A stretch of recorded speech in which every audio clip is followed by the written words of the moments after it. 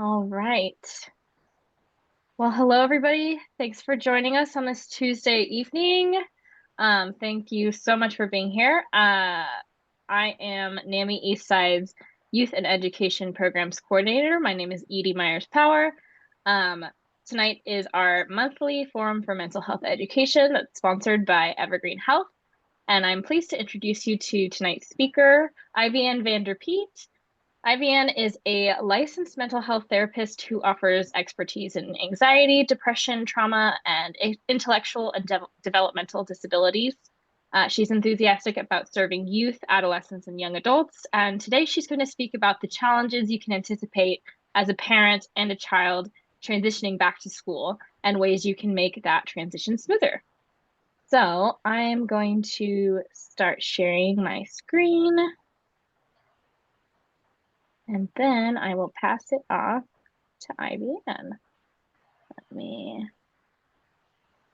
All right, Ivyanne, whenever you're ready. Awesome. Thank you, Edie. And I just wanted to say thank you to all of the NAMI Eastside just for having me tonight. I'm super excited about this opportunity and looking forward to connecting with everyone on the call and hoping to give you all a little bit of guidance as we're all, ramping up and gearing up for the new school year. So Edie, if you want to go ahead and just click to that next or first slide whenever you get a chance, that would be great. Thank you everyone for joining us. It's, that time of year, summer's coming to an end, anticipation of the new school year is brewing, and anxiety is likely stirring, within you, your child, the household, the end of summer and the start of another school year comes with a lot of change. And I'm really hoping to just provide a little bit of relief and, like I said, a glimpse of hope as we move through this presentation, because I know it's a lot of change that you all are coming up on. Tonight, I'm going to cover several things. We'll talk about just some common worries or common things that come up when we are returning back to school. I'm going to talk a little bit about why we are noticing and seeing so much back to school anxiety in the community, specifically following the COVID-19 pandemic. And then I'm going to talk about some warning signs and symptoms that you can look out for in yourself if you're a student, or in your child if you're helping prepare them for this upcoming school year. And then I'm also going to offer some strategies that you can implement just to prepare you and your family for this big, new chapter, this new school year that is about to start. If we have time, we'll do a quick activity to actually just like throw you right into it, get you started for, preparing for these changes. And then I will also touch on a couple of evidence-based approaches that I use as a mental health therapist in my private practice with the clients that I work with in order to overcome anxiety and social pressure and things like that. And then at the very end, we'll have some resources and some time for questions. So, as I said, I'm a mental health therapist, and I actually surveyed several of my patients asking how they feel about the school year beginning. And these are some of the responses. Edie, if you want to just switch to that next slide. Or sorry, one more after that. Thank you. So these are some of the responses that most of the teens and the children and the families that I work with had, said that are some of the worries that they're anticipating with this new school year. So most of the responses, as you can see on the screen, were filled with anxiety, worry, some fear and uncertainty, just of all of the unknown. For some, it's the start of a new school year with a new teacher. For others, it may be they are transitioning from middle school to high school, and they're about to enter a whole new building with new rules, new expectations, new teachers. Their work may even be worth, college credit now.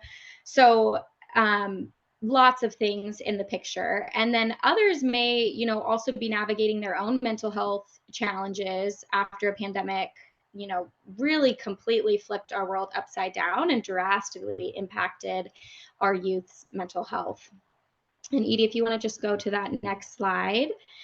A lot of the parents that I work with and even some of my patients have asked, why am I having this severe anxiety, especially when we've been through it before. You know, we face the new school year every single year. We're going through it over and over and time again. And yet, for whatever reason, each year it either gets harder or doesn't seem to get easier, at least. And change is difficult. Uncertainty is daunting. It's, you know, really as simple as that. But what we do know is that the scientific data and research tells us that the pandemic had a huge impact on our youth and continues to negatively impact their mental health outcomes because of the change in schooling that they endured, the massive number of parents who lost their jobs, which therefore impacted access to resources, and just simply the social isolation our children had to face. It's not uncommon for teens to have really severe social anxiety, emotional outbursts, severe resistance to attending school, and in some cases, even thoughts of hurting themselves or others because of the trauma that they have endured and have experienced from the pandemic. And so we know, looking at the research, following the COVID-19 pandemic, there was this huge disruption in routine, and this led ultimately to a lot of social isolation for kids, which caused more than a 1/3 increase in the number of adolescents who experience anxiety and depression now compared to pre-pandemic. This means we saw an increase in number of deaths by suicide, unfortunately. We saw increase in substance use, as well as number of deaths due to substance use. And what we also know, and what the research truly points to a lot, is that LGBTQA plus teens are disproportionately impacted by anxiety and depressive disorders. So like I said, you know, there's a lot of different layers that are impacting kids' feelings about returning to school. And we often refer to back to school as a big change, but in reality, it's a million little changes. Our brains don't mature until our mid to late 20s. And so, therefore, making sense of change can be really much more overwhelming for our children than we can even imagine. The start of a new school year can feel really like their entire world is just being flipped upside down. They have a new schedule, they are having to meet new people, be around new people, they have a new routine, they have new expectations. So we have to really consider how each student has their unique set of needs and how each background also plays into the various ways that they're experiencing this anxiety when they're returning to school. There's, you know, various factors that play into a student's experience in school. We know that 1 in 3 teenagers have a diagnosis of social anxiety. So if you're looking at a classroom, 1 in every 3 of those kids have a diagnosis of severe clinical, you know, social anxiety that is limiting their ability and putting extra pressure on top of them above all of the other school pressures they're experiencing. We also know that there was a huge increase in eating disorders following the pandemic. And this is super relevant as we consider returning back to school, because kids don't have the same access to the same foods or same accommodations to foods. They are required to eat meals and lunches, in most cases, in larger groups in front of a lot of people. And this can make it really difficult for them to cope with the factors that are playing a role with their eating disorder. We also know that 20% of students are bullied, and there's been a huge increase in academic challenges since the pandemic as well, meaning that not only are students nervous about the new teacher they may have and the new friends that they're going to meet, but they're also having to navigate, you know, their 504 plans, their IEP plans, these unique individual educational accommodations that they may need in that specific situation because of their unique needs. And then, of course, we see huge identity challenges amongst a ton of children these days. 75% of transgender youth report feeling unsafe at school. And we also know that poverty leads to increased risk of psychological disorders. So kind of throwing a lot of information at you, but the point is that there are so many different layers that impact and kind of contribute to a child's experience. And it's so much more than just having to wake up at a new time each day. It's so much more than just meeting a new teacher and having a new set of curriculum. There are all of these other layers that are piling, onto these children who don't even have fully developed brains yet, are still making sense of the world and their life around them, and they're having to navigate it all at once.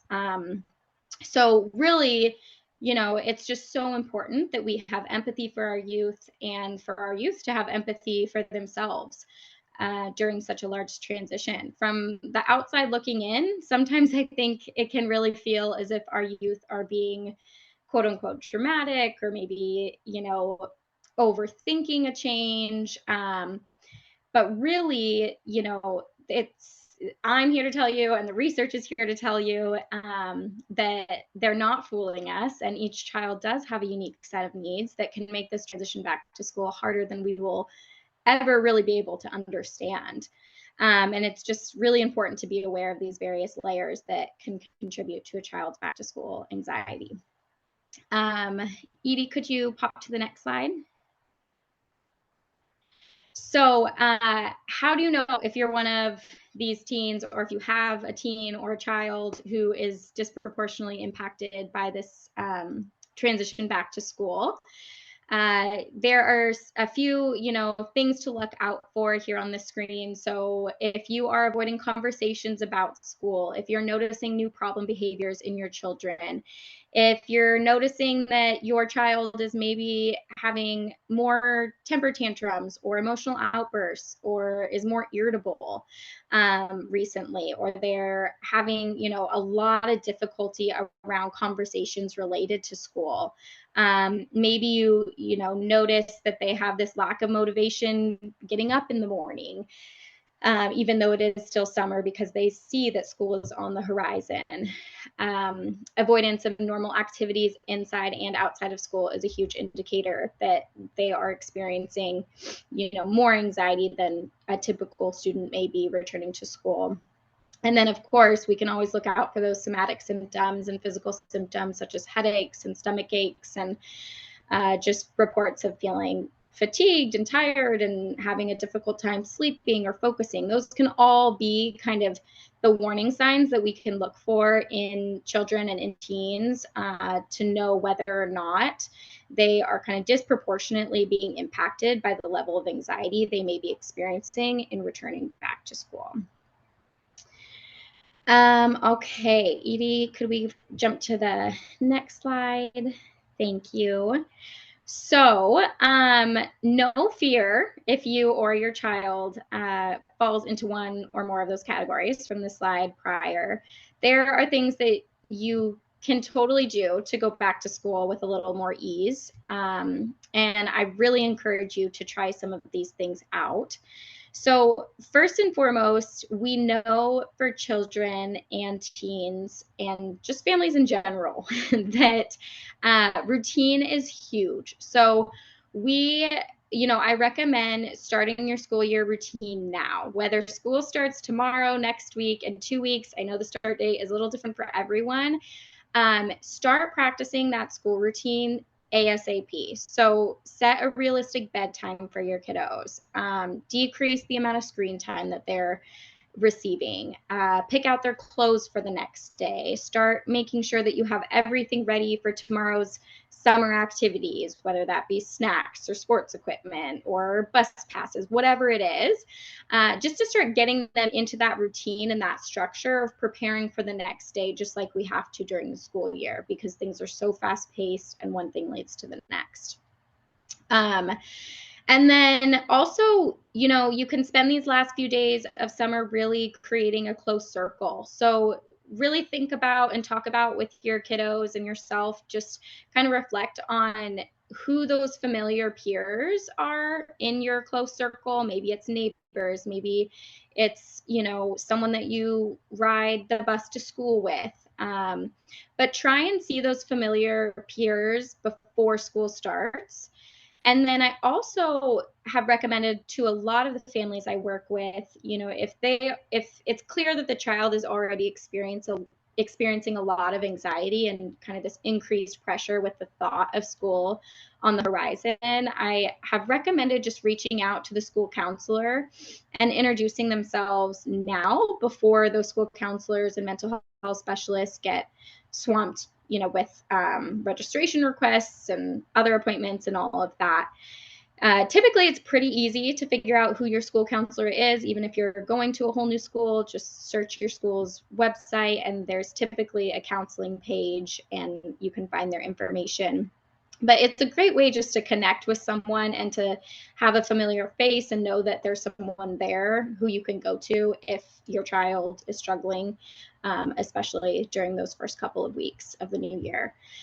And then one thing too that some of my clients have been experimenting with are ways to just connect with someone in their school prior to the school year starting. We tells us that if we contribute to society or we contribute positively to someone else's life, it has a really strong benefit and impact on our own mental health. And so if you can find a way to connect with someone in your school or have your child do that, you know, whether it be a custodian, an office manager, a teacher, a friend, a coach, whoever, and have them do something nice for that person, it's really going to strengthen their confidence and their ability to feel that they have a relationship with that person, and therefore they can go to that person when they need a little extra support those first several weeks of school when they're really, you know, just getting used to the new routine. So they could write a card. Some of my clients have painted little rocks that they are saving to give one of their favorite teachers on the first day of school. You know, you can get really creative in these last days of summer and kind of have fun with it with yourself or with your kids, and think of a way to connect with someone so that you do begin creating that support system and support circle within their school. And, you know, research also shows that the presence of a familiar person during school transitions really does improve children's academic and emotional adjustment. And so this is why I recommend, you know, just really trying to create as much familiarity as possible. Which kind of brings me to my next point. You can also try and create familiarity with your children by visiting the school before the school year begins. You can take a walk or a bike ride to your school a few times before the first day. Maybe, you know, even if you need to go run out and grab some groceries later this week, maybe you and your child stop by their school on the way there, just to so that they have that under their belt. They have that drive down. They know where their classroom might be. They know what the campus looks like. They're just used to getting out of the car, you know, kind of going through those steps and going through that routine is really going to help. Like I said, take a walk or a bike ride to the school or around the school. Rehearse that drop off process and spend time on the playground if, you know, they're at that age, or even inside the building if it's open. For those teens that really want to do something nice for their teachers or someone in the school and connect and kind of create a close support circle. Most teachers and office managers and faculty are already at the school putting in a lot of hard hours preparing for all of the students to arrive. And so I'm sure if you showed up and, you know, went to the office and asked, I have a couple of hours on, you know, my summer day, what can I do to help? They would be more than thrilled to see you. So that's also one way to give back and contribute in creating, you know, your support circle within your school. And then beyond creating familiarity and starting that school year routine and creating a close circle, just remember truly to validate yourself and your child. Change is really, really hard, like we've like I've been saying, but think about or talk about other changes maybe that you've endured and label how well you or your child has coped with those changes. And just kind of reflect on that and talk about what has been helpful in the past, what didn't work, what did work. We've all kind of been through those changes that are really difficult, and everyone has their own way of coping with the ups and downs of those emotions that come with that. And then also, if your child is really struggling with the idea of returning to school, or if you yourself are struggling as a teen to return to school, come up with like a prize or a reward of some sort that you as the student or your child can earn for making it through this difficult change. You definitely deserve a chocolate when you get home from the first day of school, or whatever that is that feels rewarding to you. Make sure that you kind of give yourself a pat on the back, because our brains need that positive reinforcement to feel encouraged and to know that we are capable of doing those things again and overcoming those really big fears and worries. And then I can't stress this enough, but and a lot of the school counselors who I've talked with and that I've connected with also really stress this point that we want to prepare for a marathon of a school year, not a sprint. And I am especially speaking to the families with high schoolers. If there's any high schoolers on this call specifically, this is for sure for you. But the little ones too, routines and schedules are so busy these days for kiddos. There's so many activities, so many expectations. I really just encourage you to identify your limits and not overdo it. There's no need to take all of the AP classes. There's no need to be in every single club. Your mental health will be much stronger if you can really set those boundaries and identify your limits before reaching your breaking point. So do yourself and your family a favor and really take some time to reflect on how much you can emotionally and mentally and physically handle with the start of the school year and with all of those other layers playing a factor. And be sure to set some boundaries for yourself and for your kiddos around, the expectations that you have for yourself. All right, and then Edie, if we can go to the next slide, we'll actually get started with a quick activity. So in this activity, I want you, if you have a piece of paper and a pen or writing utensil of some sort near you, that's great. Otherwise, you can grab your phone or just do this as a mental exercise. But I want you to just take a few moments to map out, on that piece of paper or on your phone or in your mind, what your schedule and what your routine is going to look like when you have to wake up for school in a few days. I want you, or when your child has to wake up for school in a few days, and include any activities that you already have scheduled. So, maybe 7 a.m. is wake up time, and then we have eat breakfast or take medicine or brush teeth, whatever that routine looks like for your family, and include any sports that you have after school, clubs, hobbies, play dates that you might already have scheduled for that first week or two to help your kids get through. Like I said, make sure to include wake up and bed times. And I really, really, really, really encourage you to start using this schedule, like I said, tomorrow, as soon as possible, because the more time we can give our children to adjust, the smoother this transition and the smoother this change will be. And right now, for those of you that haven't started school yet, there's not a whole lot on the line in terms of if your child doesn't get up at 7:15, well, okay, there's not a whole lot to lose. Now, next week, if they don't get up and to the bus by 7:15, that's going to kind of throw off your workday. You're going to have to drive them to school because they missed the bus. So start practicing that now and work through the kinks of things so that you don't run into those during the week of school when anxiety is extra high. There's all these other things we have to think about, like the paperwork to put in the backpack and the field trip forms and this and that. So just, really start using the schedule as soon as you possibly can. And then also, as you're mapping out this schedule in your mind or on that piece of paper, include a few things that you or your student can look forward to those first few weeks of school. Something that I live by is, business and play equals the most success. So make sure your kiddos have this too, or you as a student have this. There's a lot of responsibility, like I said, that you're expected to uphold, and you've got to find a balance between that responsibility and the ability to just live your life and enjoy your life, and take care of your mental health. So maybe it's a play date at the park after the first day of school, or maybe it's going to get an ice cream or spending 15 minutes outside drawing with chalk.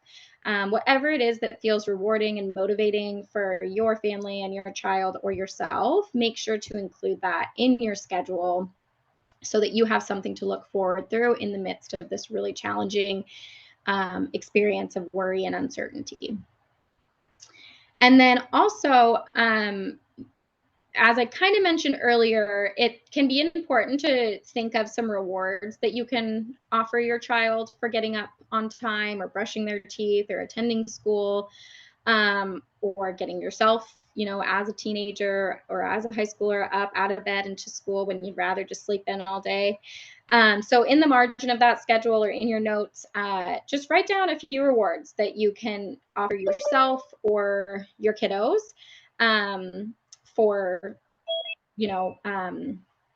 making it through that first school week or even that first day of school. Younger kiddos especially are going to benefit from positive reinforcement in this sense when it comes to change and doing things that they don't want to do. So definitely be thinking about some rewards that you can offer them, because sometimes they're the most challenging ones to get out of bed those first few weeks of school. And Evie, if you could pop me to the next slide. Thank you. So as I mentioned, I wanted to add a quick word about evidence-based practices to help you understand exactly how anxiety works and how we can train our brains personally to control our worry better. So as a licensed mental health therapist, there's a couple approaches that I use with my clients and my patients to address anxiety and to address their really intense worries. And these are honestly common practices that everyone should be using. I tell my mom about them. I tell my sisters about them. I'm constantly telling my friends about these because they're such simple things that we can incorporate in our life, but they make such a huge difference. So the first evidence-based approach that I want to touch on is cognitive behavioral therapy. And you may have heard of it in the form of CBT before. So what that means is we're thinking about how our cognition, so our thoughts, impact the way we feel and how our feelings impact the way we act. So actually, Edie, if you could pop me down to the next slide, I'll give an example of this and we'll go back to the other one. So here on the screen, you can see on the right side of the screen, we have kind of an example of a positive thinking pattern. And then on the left side of the screen, we have an example of a negative thinking pattern. So let's start on the left side of the screen, because this is oftentimes what can come very naturally to us as humans, and especially our students who are preparing for a stressful change. So perhaps yourself or your child is thinking, I don't know anyone in my classes. I don't want to go to school. This is the scariest thing ever. This is going to suck.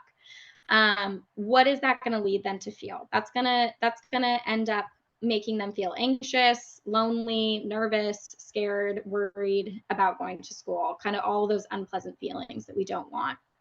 And ultimately what that's going to do is it's going to impact our behaviors and kind of make our brain go into this fight or flight mode of trying to maybe skip school or pretending to be sick, or maybe going to school but just not really paying attention, putting our head down on the desk and just kind of pretending that we're not even there. Now, if we can identify when we're having those negative thoughts, as simple as, I don't know anyone in my classes, or if we can catch our children when they're saying, my teacher's not going to like me, and try and reframe those thoughts and those cognitions, it's really going to impact the emotional experience and the physical experience that we have when the school year begins. So on the right side of the screen, you can see if you have the thought, I'm looking forward to learning Spanish this year, or instead of thinking, I don't know anyone in my classes, I'm really excited to meet a new friend this year because I haven't made new friends in a while. That is going to lead us to more pleasant feelings, like being excited and motivated. And ultimately, that's going to impact our behaviors in the sense of wanting to go to school, wanting to focus in class, having more motivation, to get better grades. And so if we can try and kind of pinpoint those negative thoughts that our ourselves or our children are having in relation to school and help them really intentionally reframe them, it can have a huge impact on our emotional and physical experience, like I said. So that's kind of that's CBT, cognitive behavioral therapy, in a nutshell. There's definitely much more to it, but that's very simple, and that's, a very simple form of it. And that's one strategy you can use to try and support your children in kind of altering their emotional experience in the most positive direction as possible as you're preparing for the new school year. And then Edie, if you can just pop me back to the slide before this one more time, that'd be great. Thank you. So then the second evidence-based approach that I use oftentimes with my clients and my patients is exposure and response prevention. You may have heard of that in the form of ERP. It's often used to treat OCD and anxiety. And what this looks like is we kind of can, as humans, can tend to get stuck in this cycle where we have an anxious thought, and that thought leads us to an anxiety. And then we give into a compulsive behavior. Typically, as humans, that's an avoidant behavior that we will tend to fall into. So that compulsive behavior might be, telling mom and dad we don't feel well, sleeping through our alarm, or showing up late to first period, whatever that might be. And what that does is it gives us this kind of immediate relief. Because as you can imagine, if you don't want to go to school and you don't go to school, well, that's going to give you a sense of immediate relief. Long term, we're looking at, bigger implications, but short term, it's giving us the sense of relief from that anxiety. So what exposure response prevention does is it actually, and Edie, if you could go 2 slides down, that would be great. What exposure and response prevention does is it helps us kind of gradually expose ourselves to the things that make us anxious, which really truly helps us retrain our fear responses. So because if we avoid our anxiety, it's really only going to make it worse. If we can face our anxiety, we're slowly going to retrain our brain to recognize, in most cases, that thing that we're super anxious about or super worried about is in fact irrational and not truly something that we need to stress out about. Perfect example of this is my shameless fear of spiders. And actually, when I was in graduate school, my professor had me used me as the guinea pig for exposure response prevention. And basically what that looked like was, by the end of the quarter, my professor brought a tarantula into class, and I was expected to let that tarantula crawl up my arm. Now, I'll be completely honest, even as a therapist, I have not reached that stage in my exposure experiences, but I am capable of, looking and touching and killing small spiders now, whereas that used to send me into a huge panic. So similarly, you can imagine if we can take our children to the playground at the school, or go and meet our teacher ahead of time, or even just imagine what that first day is going to look like and start rehearsing that routine that we're going to be in all year. It's really going to help ease those nerves and those anxieties and those irrational fears that are being stirred up within them because they haven't been exposed to it in several months. because it's been summer. So let's go to the next slide. This is one more activity that we can do quickly. Again, you can do it in the notepad of your phone. You can do it on a piece of paper or just mentally. But what I want you to do is kind of imagine 4 quadrants, or fold a piece of paper into 4, and there you have it. And I want you to ask yourself or your child these different questions. And this can be a great dinner time exercise if maybe you as a parent are attending this call tonight, but your child isn't right there with you. But just be thinking about, what does change feel like? And for the little ones, it can be really good to ask them to label where in their body they feel change and where in their body they feel this worry and this fear. You can even ask kiddos to draw what change feels like for them. Maybe it's just a face with a ton of squiggles through it, like they can't think straight. I know that's what the experience is for me sometimes when I'm going through a big change. Just kind of think through, what does that change feel like, and kind of just validate that feeling in your child or in yourself as a student, because it's totally valid, whatever that is like for you. And then secondly, I want you to just kind of reflect on what major changes you have gone through in your life. So maybe you've gone through maybe you've lost a loved one. Maybe you've gone through switching schools before. Maybe you've lost a best friend. Maybe you moved houses. Whatever that is, it can be little or big. Maybe you lost a tooth this summer. That in itself is a change. So think about what major changes you've gone through that have impacted you. And then in that third quadrant, I want you to try and think through, either by yourself or with your child, what coping skills were helpful during that time. Who were your biggest supports? What coping skills were you using? Were you drawing frequently? Were you listening to music? Were you using deep breathing? Were you meditating? Were you going to therapy? Whatever those skills were, just jot down what those are, so that you can almost use this as a crisis plan for when school comes and that anxiety is through the roof and you don't know what to do. Then you have this paper to come back to and to refer to.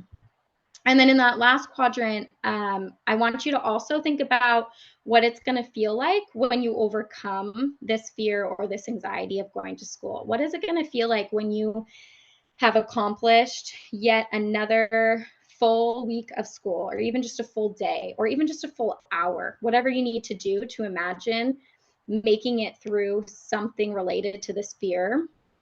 What is that going to feel like for you? And what will happen if you overcome this fear and you make it through that? Are you going to feel proud of yourself? Are you going to feel a sense of confidence and pride that you just did something that you really didn't think you were capable of? I know every time I kill a spider, I still sometimes feel that sense of pride. So whatever it feels like when you are overcoming this fear, write that down and just try and imagine that, like, with your child, as yourself, as a student, and even as a parent. Like, maybe you're sending a kindergartner off to school for the first time, and this is the first time you're not going to be at home with your kiddo most hours of the day.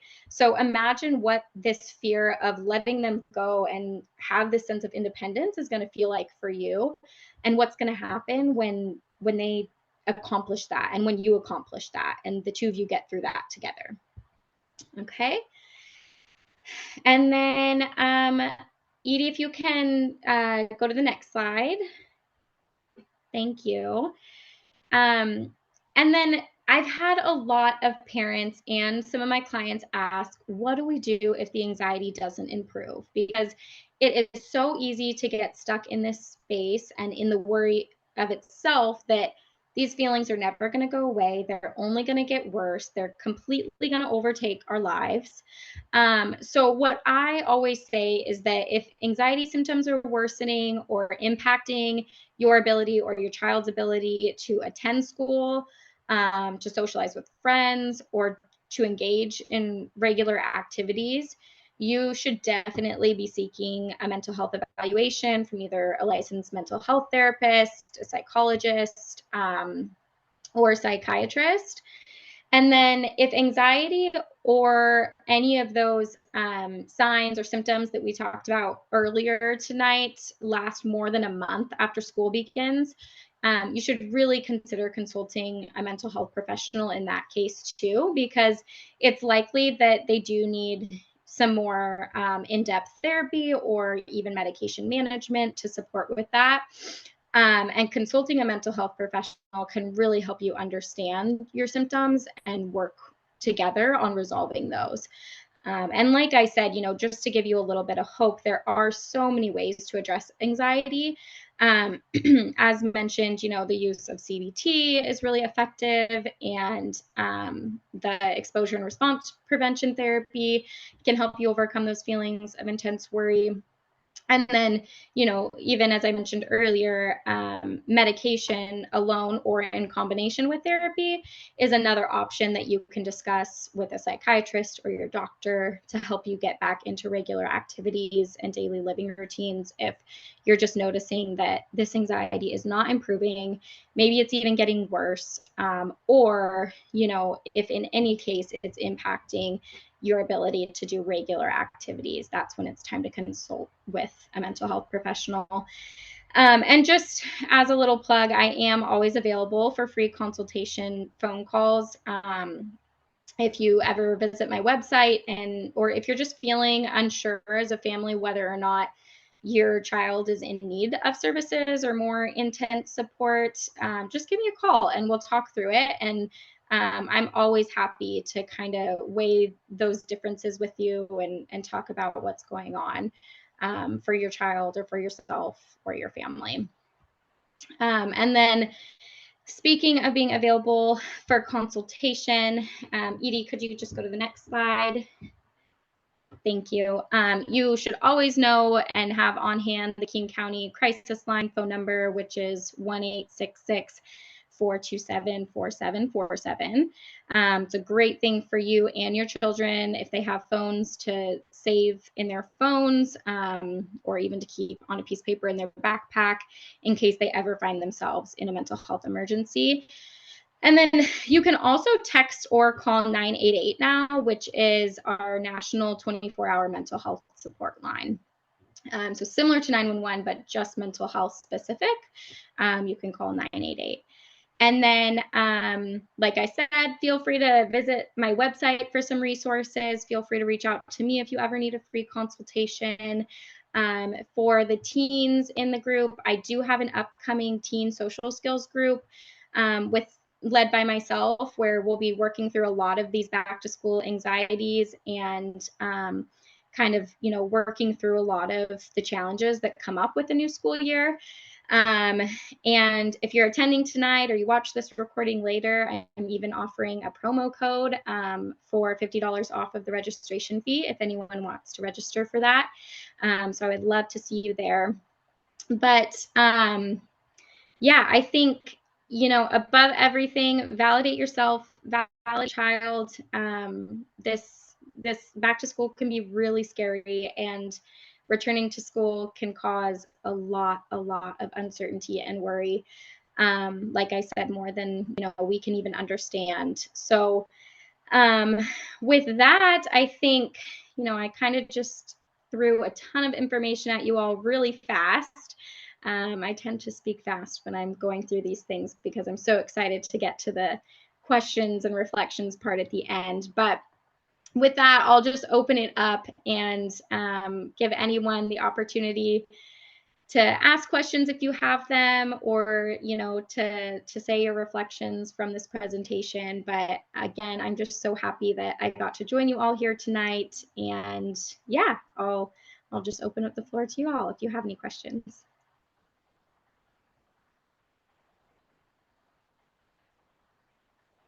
Feel free to put your questions in the chat as well. We will read them out loud. Awesome.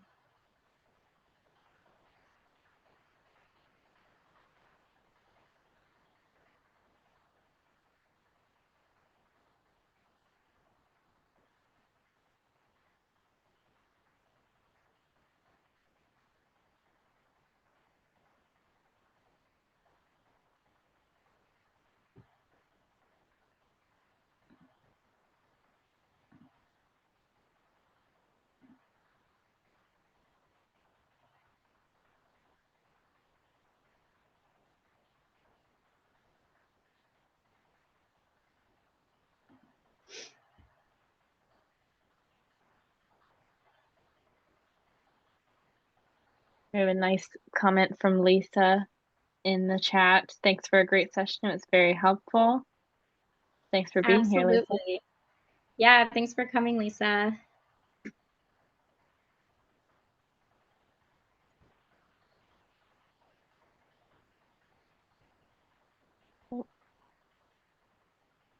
Another comment in the chat from Amanda. Thank you, Ivyanne. And asking if the session is recorded. Yes, the session is recorded. We will have it uploaded onto the NAMI Eastside website on our forums page, probably in the next 2-3 days. So it should be there and you'll be able to go back and see it. That should be the same page that you might have found our registration for this Zoom meeting on as well. I can actually, let me drop that link in the chat real quick. You can also find all of our other forums that we've done, recordings of those as well, if you're ever interested in going back and seeing who else has spoken for us before.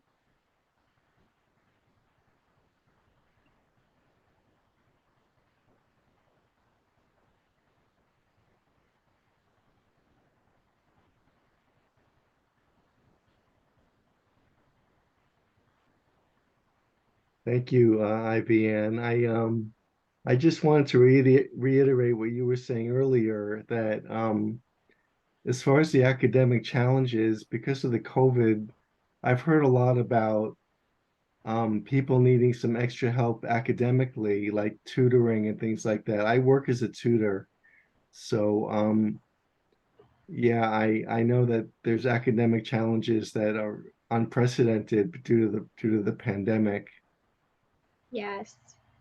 Thank you for what you do, David. Yeah, that is a huge resource to our youth because, like you just said, there is a huge increase in academic challenges, and that can add such a level of anxiety and worry for students, and fear of judgment even in the classroom. So the work you're doing is really, really important. Thank you. And I have a few other questions, but maybe when we go offline, I'll ask those questions, if that's okay. Yeah, absolutely.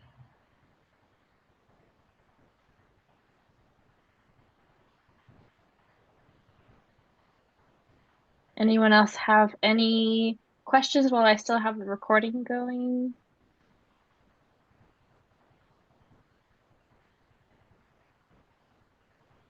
We can stay on for a bit after I stop the recording so David can ask his questions as well. Awesome.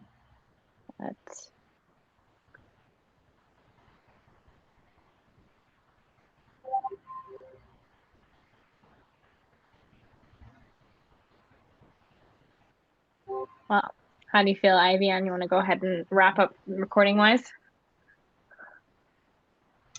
Yeah. Are we still recording, did you say? We're still recording at the moment, but I'll stop it before the end. But I do want to give Gotcha. my plug for we have if you attended today, we have a survey that you can take. This survey just helps us get data on who's participating in our programs and helps us to fund our programs later. So you will probably be directed to the survey after you close the Zoom window, but just in case, here is a link for you as well. And I want to say thank you again to Evergreen Health for sponsoring these monthly educational forums. It's really, really cool. We get to see a lot of different people in here talking about a lot of different things. So thanks, Ivyanne, for being here and sharing your knowledge with us as we go back to school. It's a big time. So I really appreciate you being here, and I appreciate everyone for attending tonight. So thanks so much. Yes, I appreciate everyone too. And again, just want to thank NAMI Eastside and Evergreen Health Forum for inviting me to do this. And I'm hoping that everyone who attended the call today can phone a friend or, talk to a neighbor and share some of this information with them, because I guarantee you're not the only one going through these worries and this challenge of navigating the new school year. All right. With that, I'm going to stop the recording.